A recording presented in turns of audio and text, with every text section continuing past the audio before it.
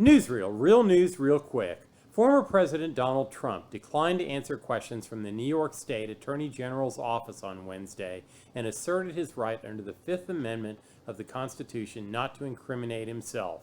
The deposition was part of the New York State Attorney General's civil investigation into the former president's business dealings.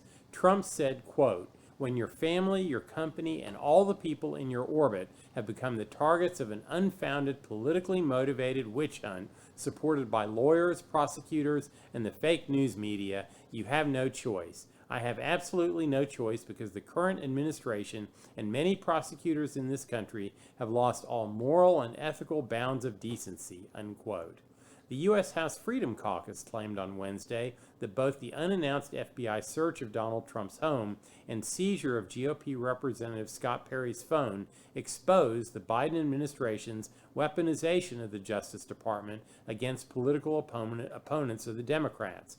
Perry currently serves as chairman of the House Freedom Caucus. Next week, Wyoming Congresswoman Liz Cheney faces an uphill battle in the August 16th Republican primary election against challenger Harriet Hageman. If Cheney loses, which looks likely, at most 2 of the 10 Republicans who voted to impeach President Trump in 2021 will return to Congress in the next session.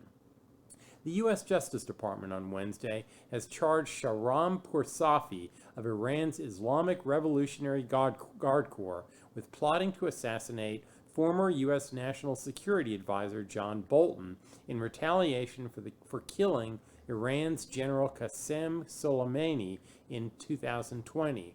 Poursafi offered another individual $300,000 to carry out the killing of the former Trump official. The Iranian government has denied the charges.